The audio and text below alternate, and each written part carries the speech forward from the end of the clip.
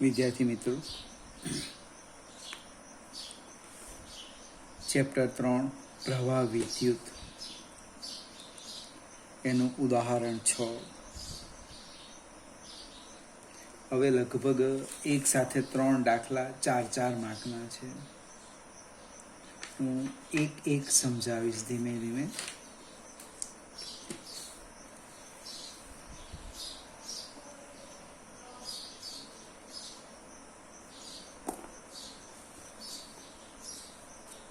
એક ઓહ્મના એવા 12 અવરોધોથી સમઘન નેટવર્કના વિકર્ણના સામસામે આવેલા શિરોબિંદુઓ વચ્ચે અવગણી શકાય તેવો આંતરિક અવરોધ ધરાવતી 10 વોલ્ટની બેટરી જોડેલ છે.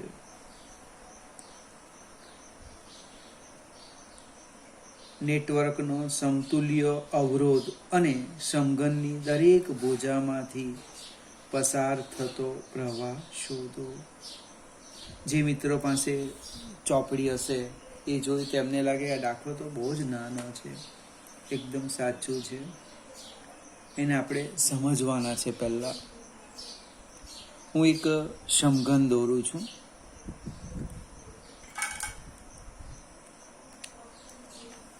સમઘન દોરવા માટે દરેકની પોતાની પદ્ધતિ હોય. હું આ રીતના 2 ચોરસ લઈ લઉં છું.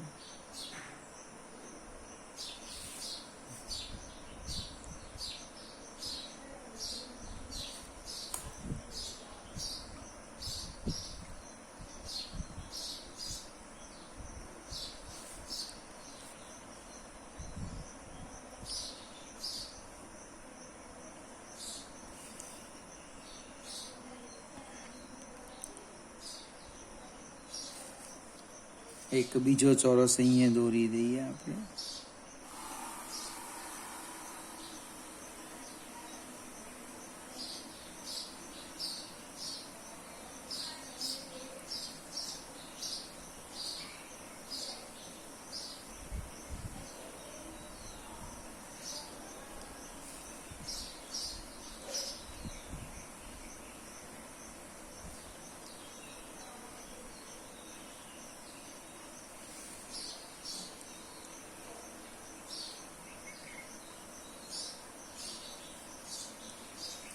આપણે જસ્ટ સમઘન લીધો, એનું નામકરણ વિધિ કરી દઈએ.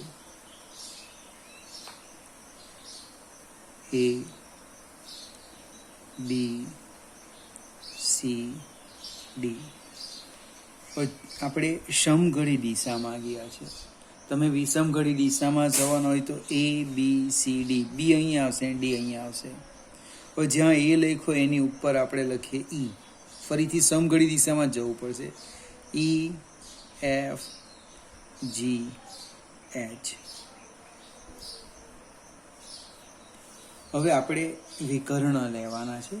હવે ક્લાસમાં હોય તો બરાબર ખ્યાલ આવે. એની એ જ્યાં લખ્યો છે તમારો ઘર હશે ને ખૂણામાં એ લખો, એની ઉપર તમે E આપી દો. E, F, G. એટલે A અને G એ વિકર્ણ થશે. નીચે તમે જ્યાં બેઠા છો ત્યાં એક ખૂણામાં A, B, C, D આપો. એની ઉપર E, F, G, H આપો તો AG વિકર્ણ બને છે. સમય મળે તમારે થોડુંક નોંધ કરતા રહેવાનું કે મારો આ પ્રશ્ન છે, તો આપણે એની ચર્ચા કરીશું. અથવા 1 મિનિટ આપણે એક આને લઈ લઈએ બુક્સ.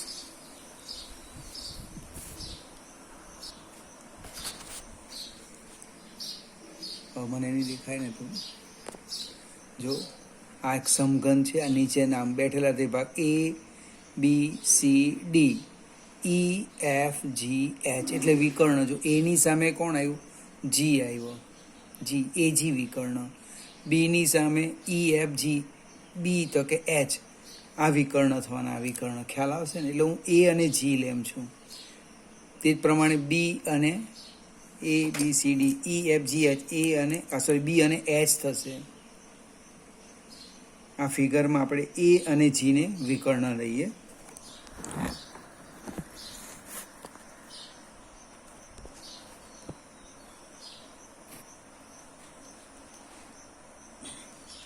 હવે વિકર્ણના જે બે બિંદુ વચ્ચે આપણે સમતુલ્ય અવરોધ શોધવાના હોય એમની વચ્ચે એક બેટરી જોડી દેવાની.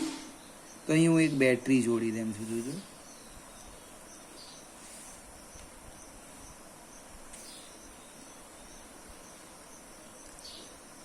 એનો આંતરિક અવરોધ ચોપડીમાં લખ્યું છે અવગણ્ય છે.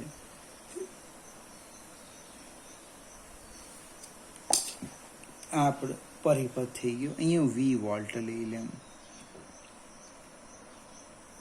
હવે પ્રવાહની વાત કરીએ. આપણે રફ કામ કરવાના છે એટલે સમજવા પ્રયત્ન કરવાનો.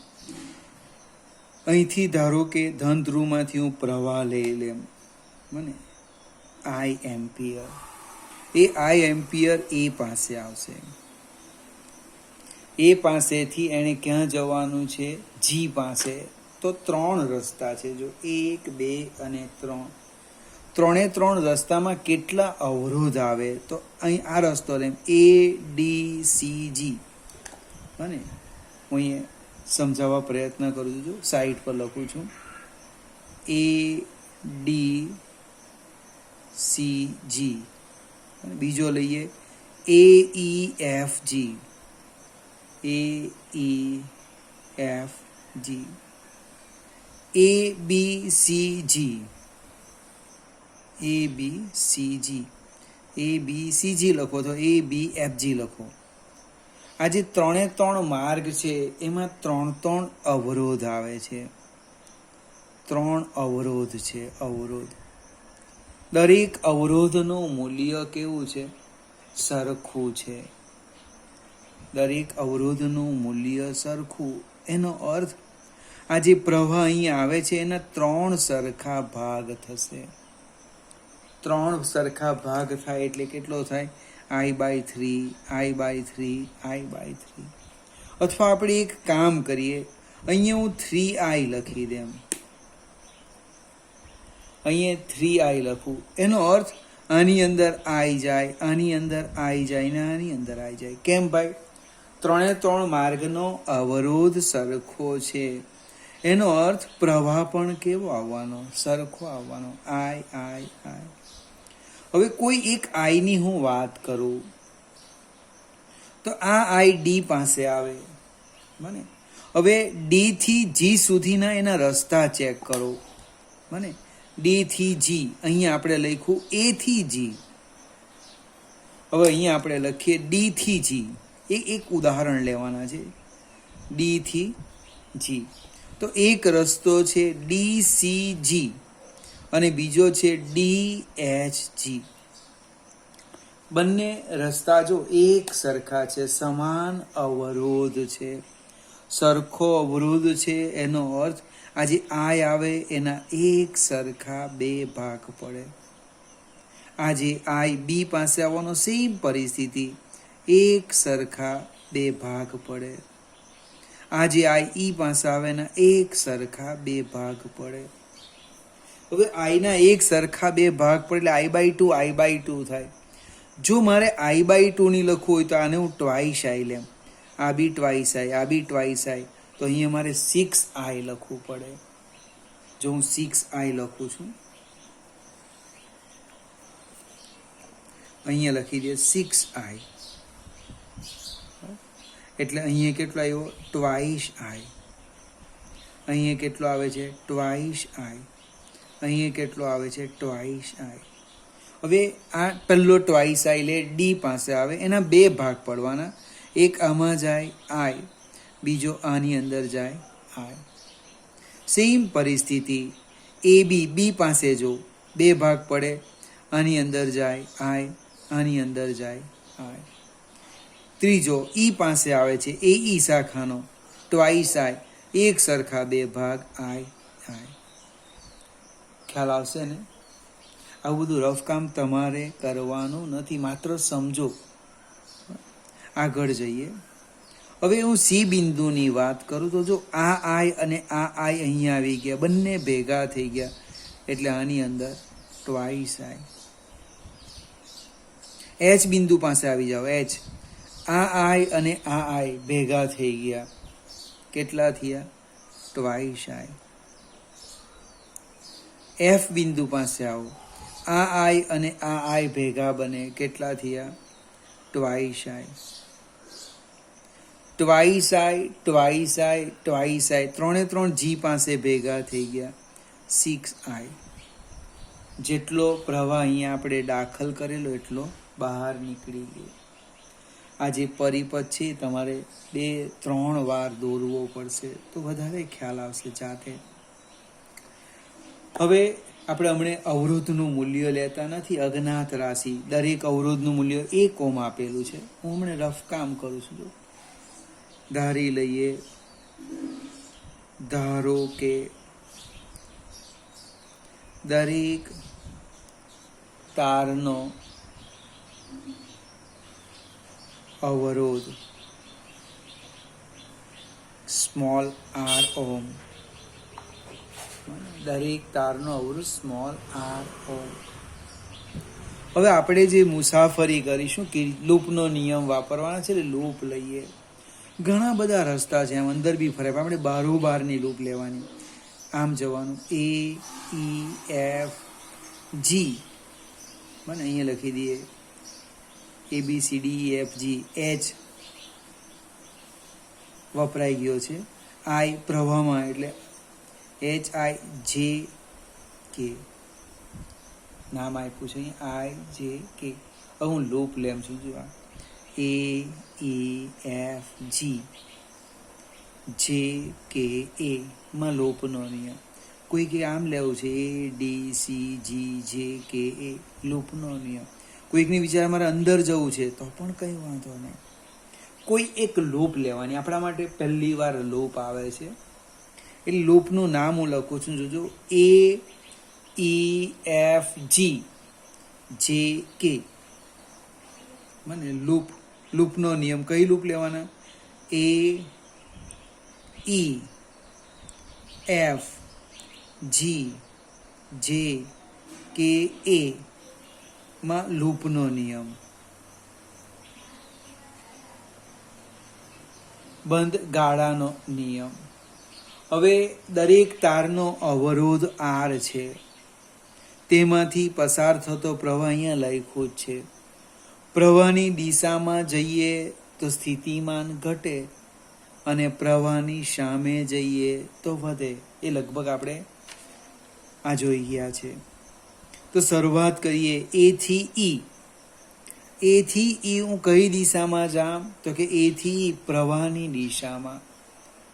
એટલે સ્થિતિમાનમાં ઘટાડો થવાનો, એટલે મારે તરત જ લખવાનું ઘટાડો એટલે માઇનસ. કેટલો ઘટાડો થાય? તો કે A અને E વચ્ચેનો પોટેન્શિયલ ડિફરન્સ જેટલો ઘટાડો. પોટેન્શિયલ ડિફરન્સ કેટલો? તો કે અવરોધ ગુણ્યા પ્રવાહ. પ્રવાહ છે ટ્વાઇસ આઈ અને અવરોધ છે સ્મોલ આર, એટલે કે ટ્વાઇસ આઈ આર. સેમ એક સ્ટેપ આગળ E પર આવી ગયો. E થી F પ્રવાહની દિશામાં ઘટાડો, એટલે કે માઇનસ આઈ આર. અહીંયા લખો માઇનસ આઈ આર. સેજ આગળ જઈએ, F થી G બને અવરોધ સ્મોલ આર, પ્રવાહ છે ટ્વાઇસ, પ્રવાહની દિશામાં માઇનસ ટ્વાઇસ આઈ આર. હવે G અને J સમસ્થિતિમાન બિંદુ છે. આ કોઈક અવરોધ નથી, આ તો વાહક તાર છે. એટલે G થી J સુધી આવું કોઈ ફેરફાર થશે નહીં. અને J થી K ઋણથી ધન, નીચેથી ઉપર સ્થિતિમાનમાં વધારો થાય. કેટલો? EMF જેટલો, એટલે કે +V. K થી A સમસ્થિતિમાન, કોઈ ફેરફાર નહીં થાય. એટલે ઇક્વલ ટુ કેટલા? 0. જો ભાઈ લૂપનો નિયમ આવો છે. કોઈક બંધ ગાડામાં અવરોધો અને તેમાંથી પસાર થતા પ્રવાહના ગુણાકારનો તથા બંધ પરિપથમાં ઈએમએફના બેઝિક સરવાળો કેટલો થાય? 0 થાય. અને દરેક ઘટકમાંથી પસાર થતા સ્થિતિમાનમાં થતા ફેરફાર અને ઈએમએફનો બેઝિક સરવાળો 0 થાય. જે રીતે લખવું હોય એ રીતે. આપણે કંઈક આવું લખ્યું હતું, અવરોધો અને વિદ્યુત કોષો બને. અવરોધો અને વિદ્યુત કોષો ધરાવતા કોઈક લૂપમાં સ્થિતિમાનના ફેરફારનો બેઝિક સરવાળો 0 થાય છે. આ સ્થિતિમાનનો ફેરફાર. પ્રવાહની દિશામાં જઈએ એટલે માઇનસ લખ્યું, સામે જતે આપણે વિષમ ઘડી દિશામાં જતા આ બધા પ્લસ આવતે ને આ માઇનસ આવતે. Minus twice IR minus twice IR એટલે -5IR પ્લસ V = 0. અને આમ પણ લખાય V = 5IR. સમીકરણ 1. આપણે એજી વચ્ચે સમતુલ્ય અવરોધ લખે છે. એજી વચ્ચે સમતુલ્ય અવરોધ હું ધારી લેમ R, તો આમ લખાય V = 6IR.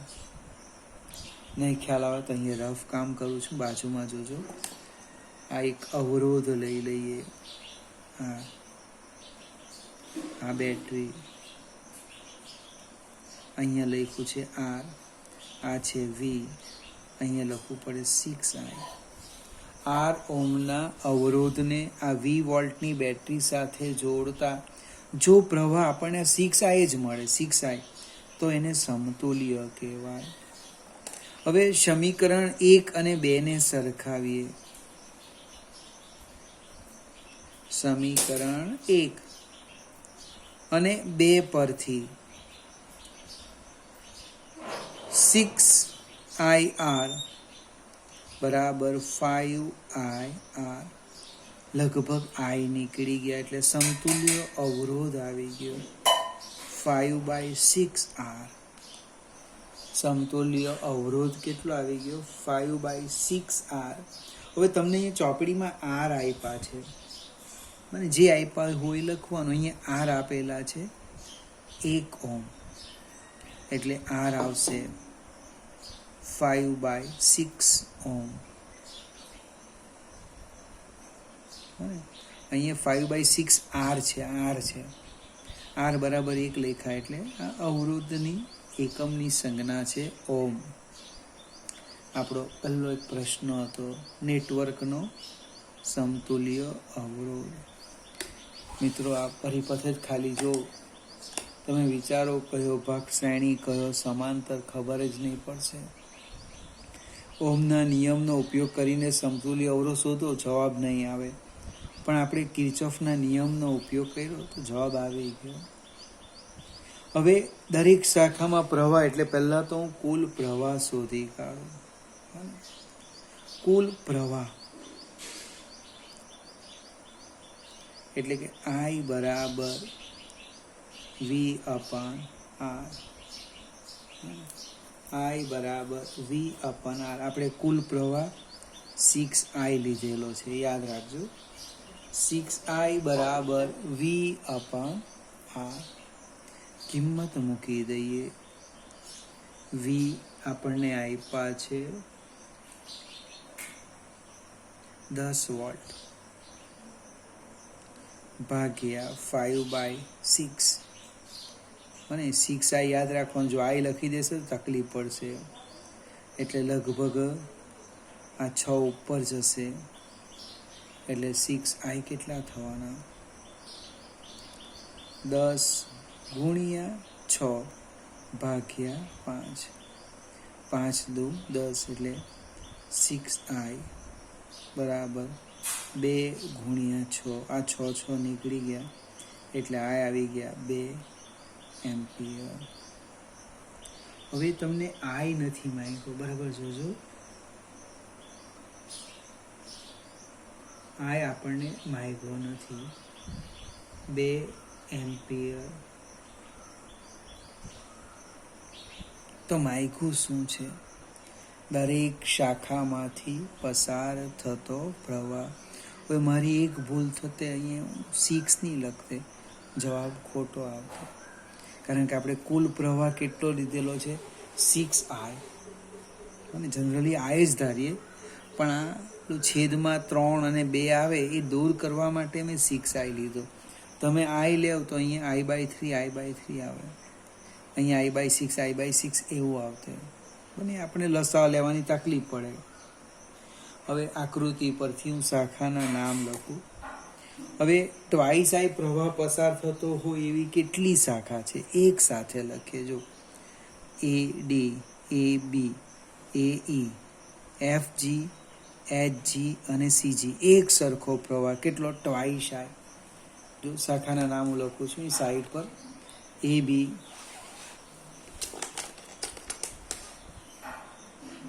AAB,